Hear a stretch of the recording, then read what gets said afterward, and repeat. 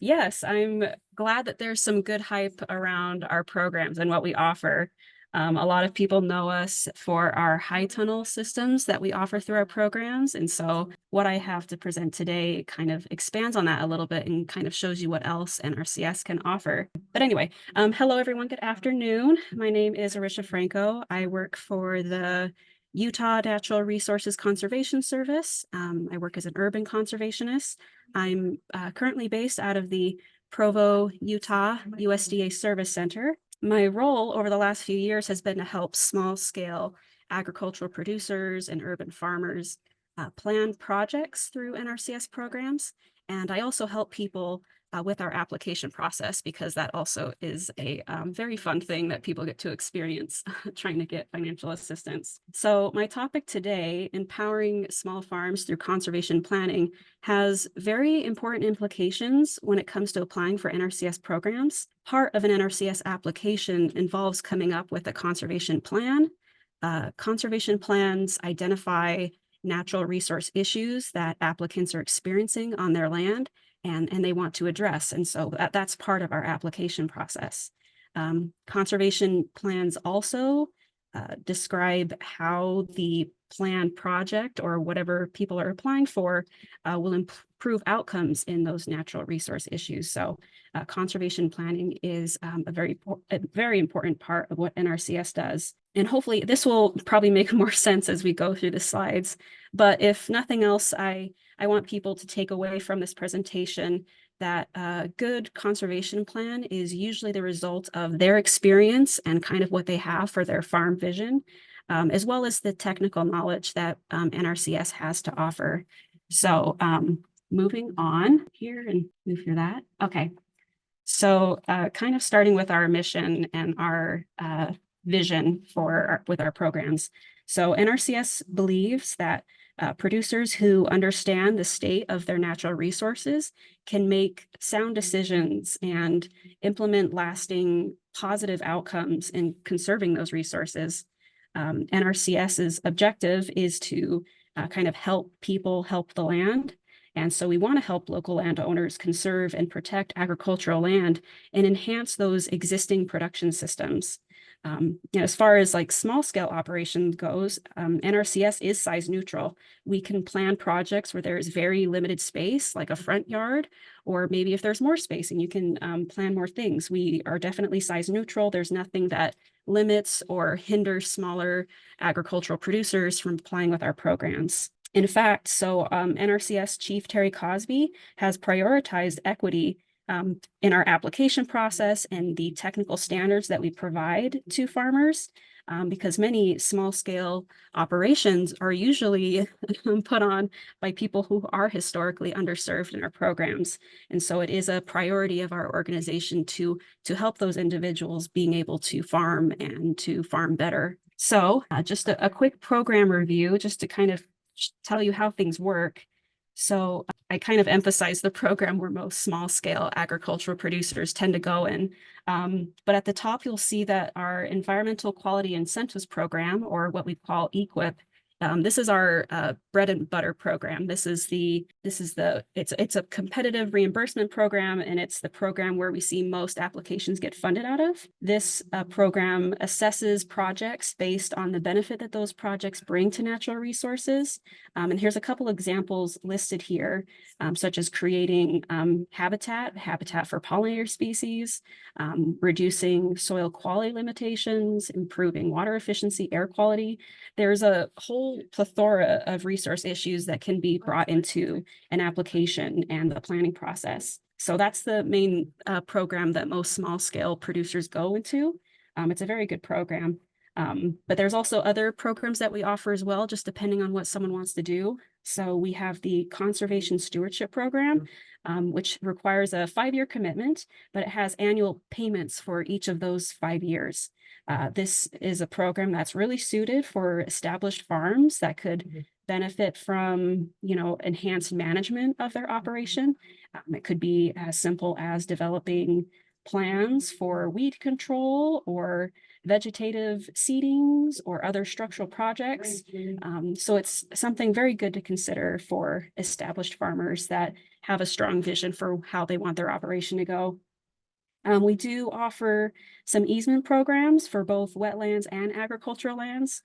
I don't know too much about it because it's not handled at the local level. That's handled at the state level. So anyone who is interested would be sent up to the state and would work with our department there. I'll probably skip over Regional Conservation Partnership Program, but I will touch on the Agricultural Management Assistance Program. This program is like EQIP, except it only addresses a certain number of resource concerns, such as soil health.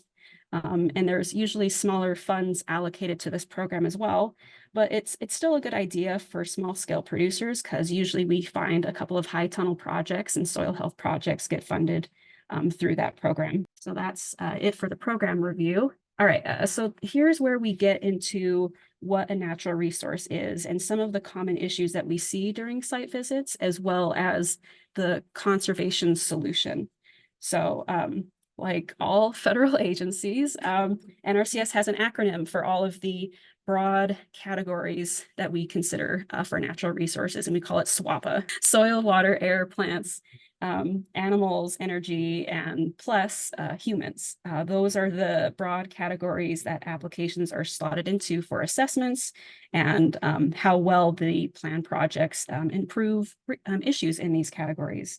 And so I've bolded a few of these categories that I see most often with small scale operations. And I think for the rest of my presentation, it might be beneficial to go over these categories for two reasons. I think that going over them might benefit people who want a fresh take on how they can improve their existing farm operation. And two, I think you'll see how NRCS can help in improving these resource issues, which plays a lot into our programs and applications and how applications are assessed and more importantly, how applicants and farmers and growers can be empowered to make better decisions on their farm. So let's kind of jump into it. Soils. Healthy soils generally need to be fed and protected, and there's a huge science that goes into soil health and function. And so here at NRCS, we assess soils by the physical things we can see and touch. And so at a field visit, I can't perform chemical and nutrient analysis on the spot, but what I can see is how well your soil is functioning based off of some key indicators.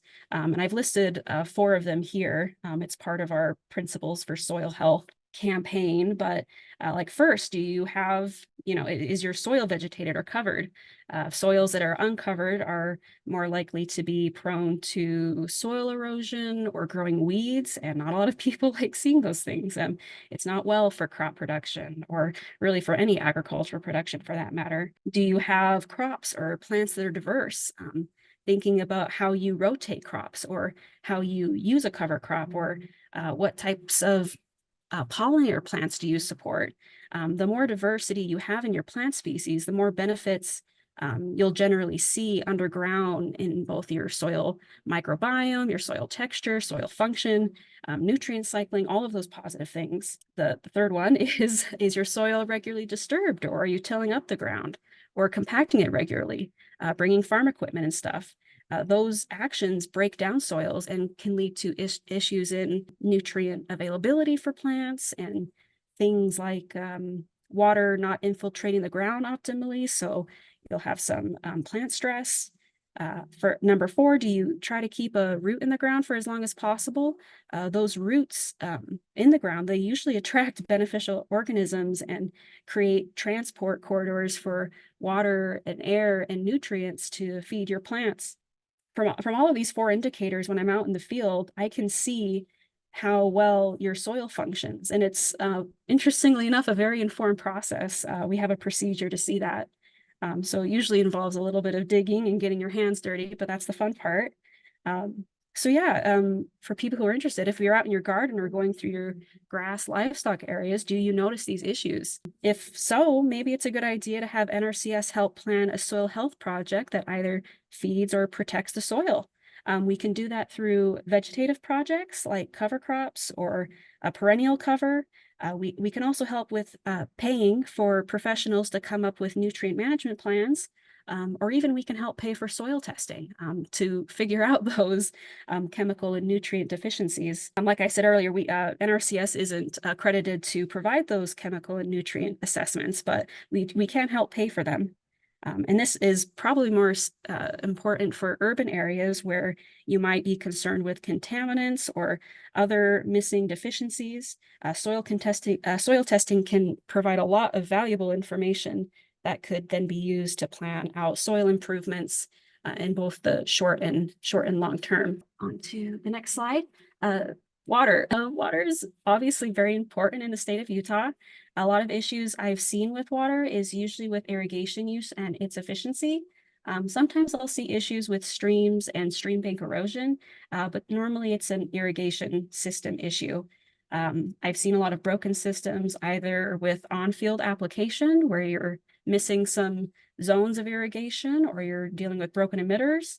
And I've also seen issues with the delivery system to the field where you have cracked pipes or leaking ditches. The water isn't getting where it needs to be and it's not getting applied at the right rate.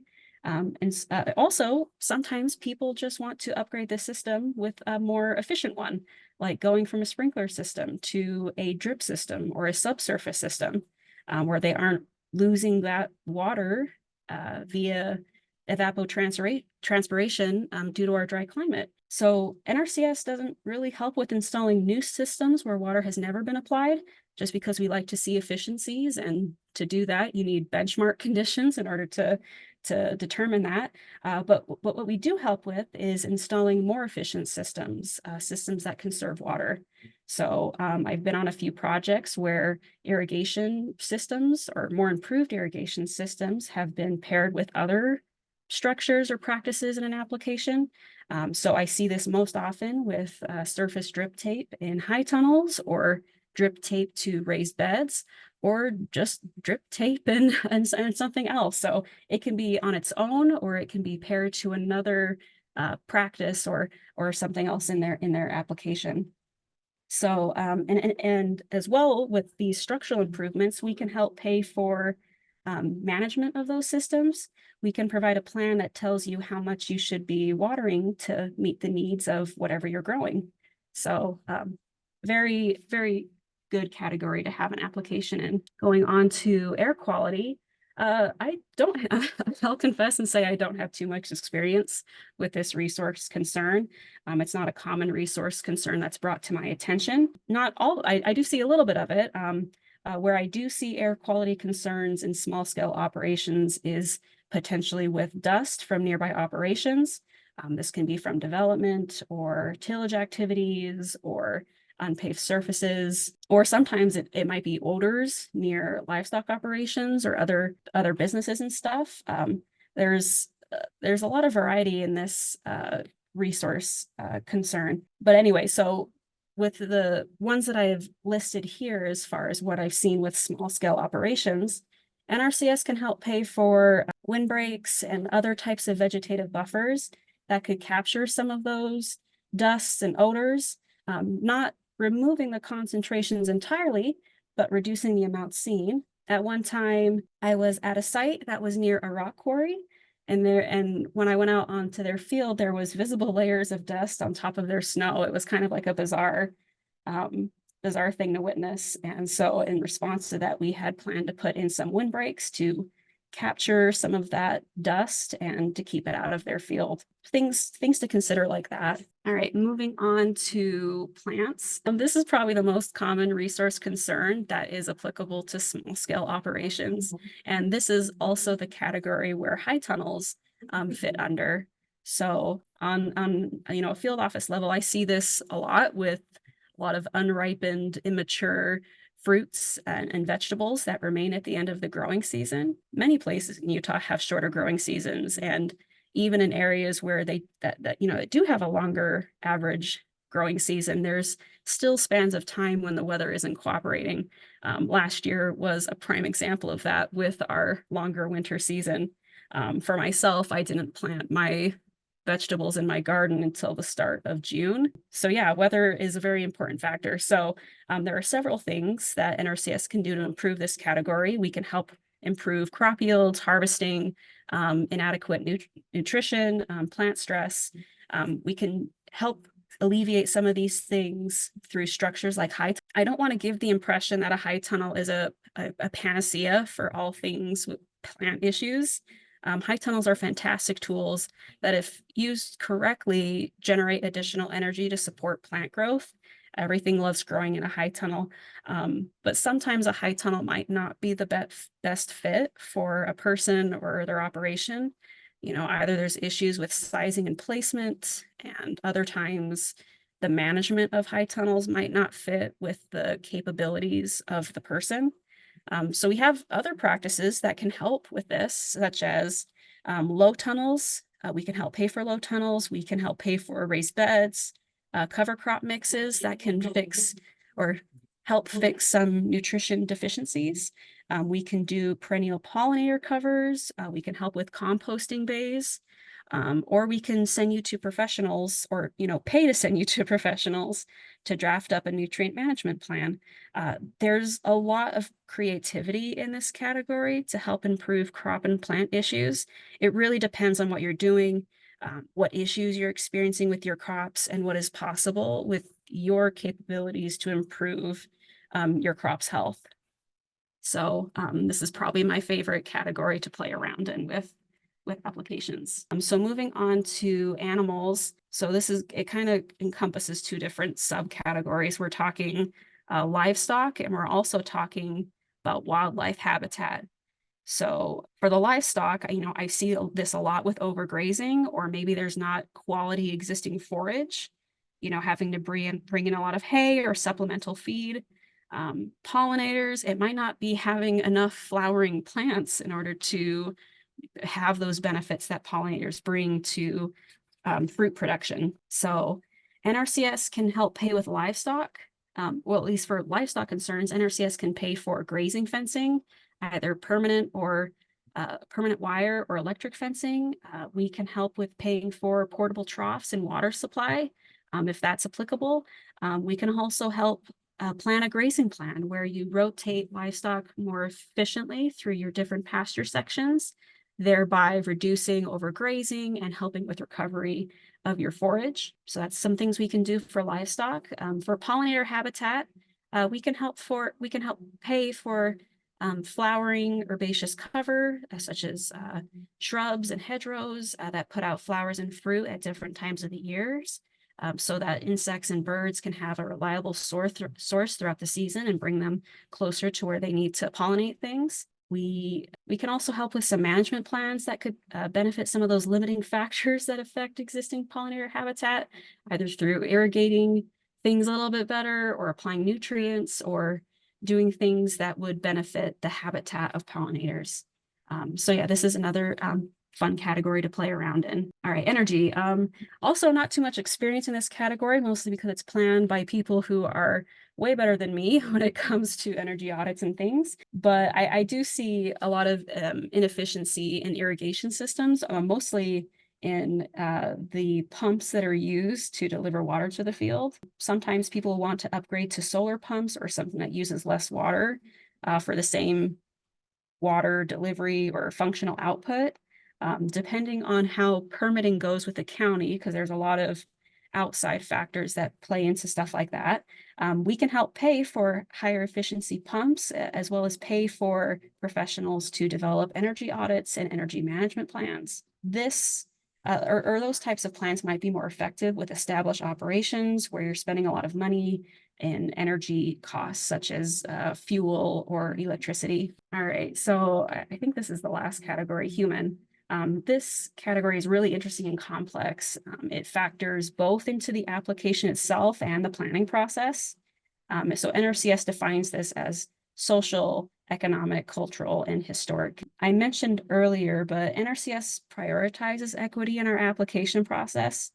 Any historically underserved producer, and by historically underserved, I mean a new producer with less than 10 years of farming experience, minority farmers, new veteran farmers, and limited resource farmers. Those are our kind of categories there. Any historically underserved producer, we have improved payments and the option of advance payments available in our contracts.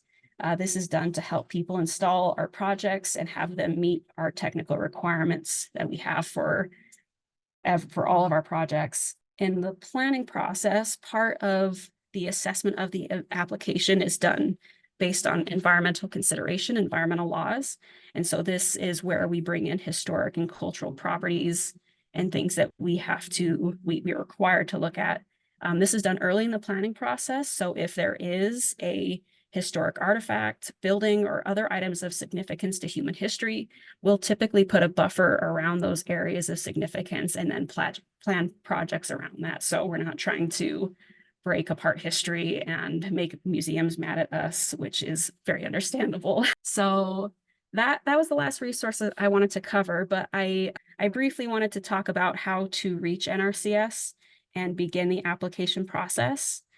These 5 steps listed here are generic, and there might be a lot of unique things with your land that may require some additional steps to be taken, such as the presence of wetlands or any easements, things like that. But definitely that first step there, I'd highly recommend stopping by your local USDA service center. My next slide after this gives some recommendations for how you can find out where your local service center is. So I'll just put a pin in that briefly. So when you come into the field office, NRCS employees will guide you through the application process. This can involve a field visit to see what resource concerns are out there and what we're trying to address in an application, or it can come after an application, especially if the person knows what resources they're trying to address and what their plan is.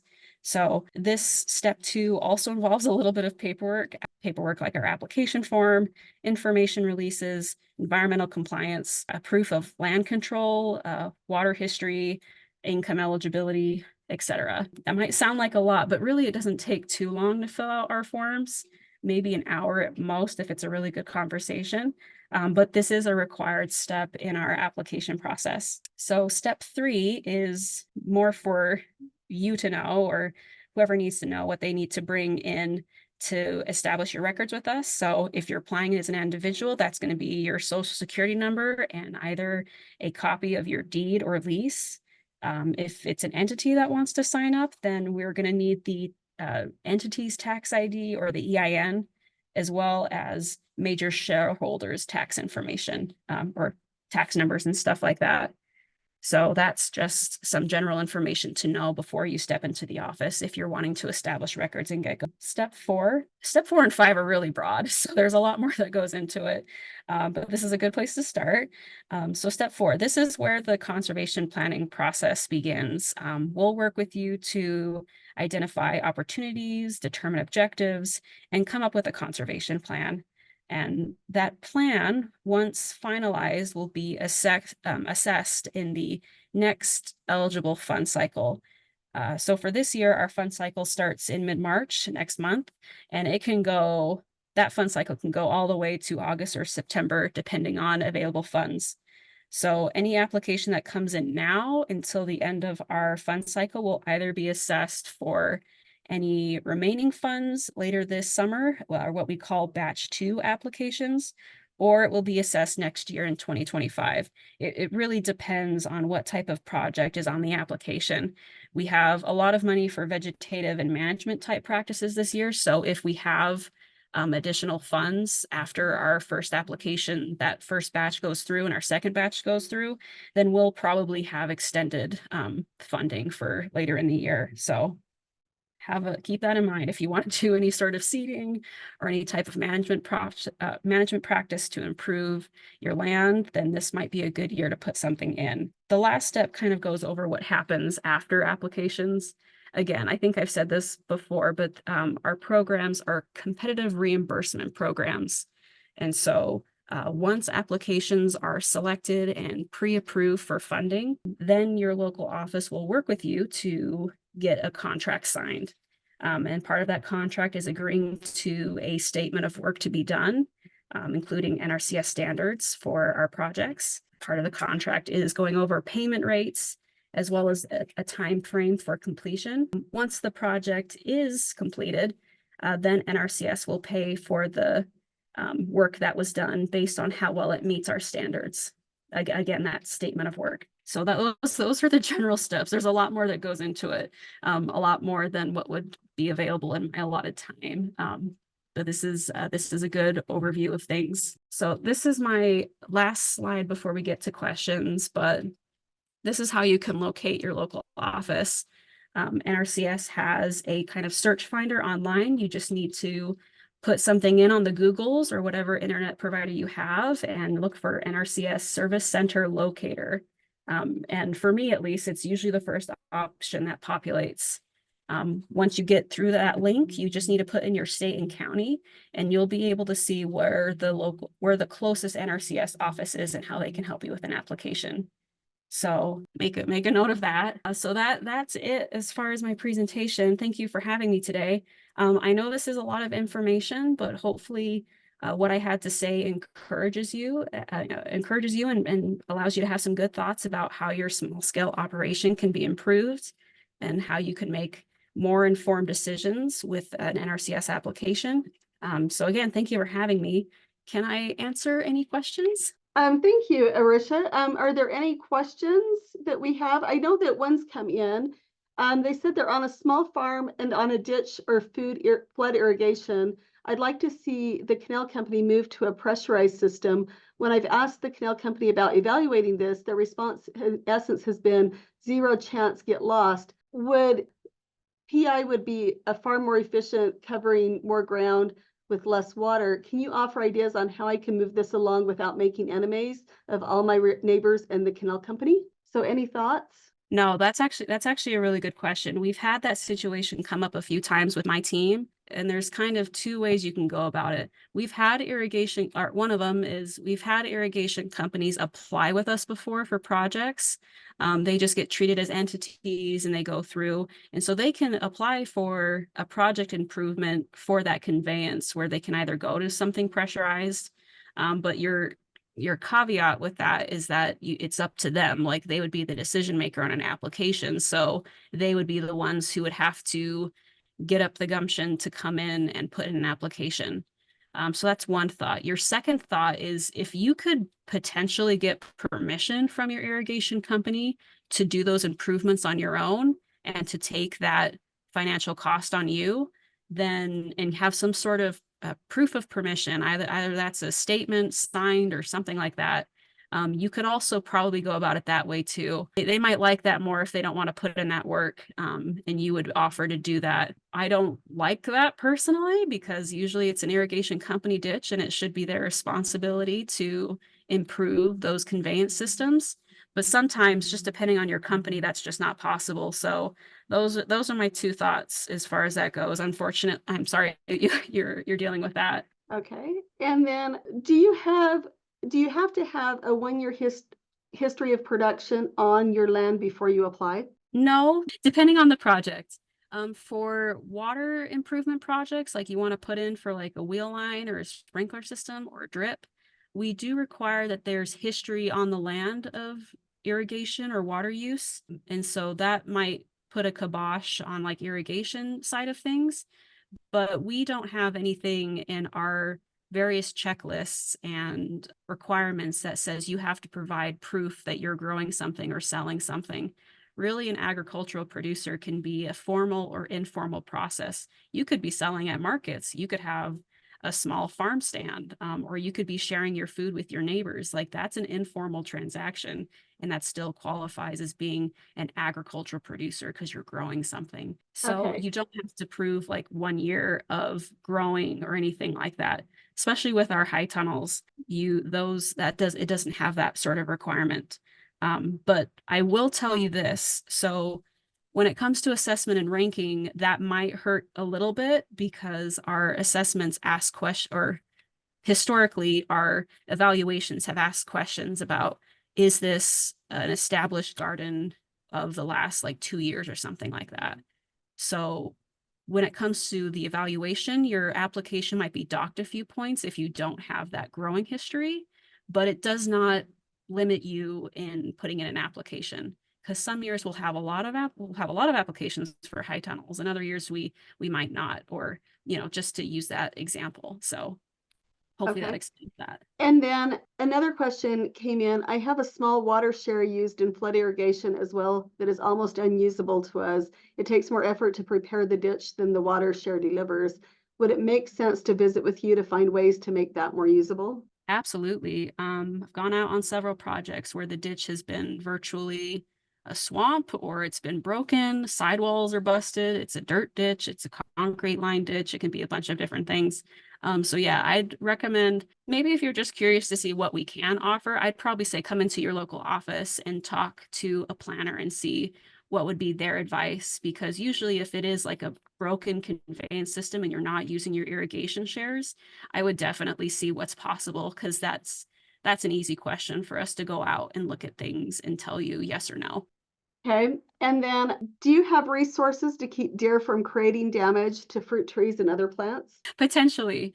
I don't mean to laugh at you at that, but that is a very common aggravation that a lot of people share, myself included. They like to target my apple tree, and it's very funny to watch them destroy all of my hard labor. I want to say possibly. I have not planned a fence myself to exclude livestock, but it might be possible. If you want, so my number's listed here. If you want to shoot me that question via text, I can look into that and get you an answer back as far as whether that's possible or not. Okay. And then I see your and Trudy's information, contact information here, and the counties that you work with. If they're in a county other than the ones that are listed, what's their best point of contact, or how do they find their NRCS office? So myself and Trudy are presently the only urban conservationists. Okay. We are not the only conservationists and planners in the local offices that people serve. Sometimes, depending on what the issue is and what people are trying to address, I've had people in other offices reach out to me about those issues and what they could do about it, and we can collaborate that way.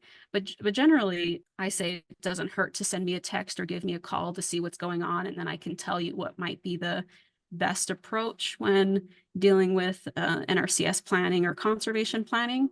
Not that the local office wouldn't have that information, but Trudy and myself, we generally see a lot more small scale issues than some other places in Utah that are more rural and might have a little bit of a different setup as far as the people that they serve. So yes, I almost like say do both. You can contact me and you can contact your local office to get more information.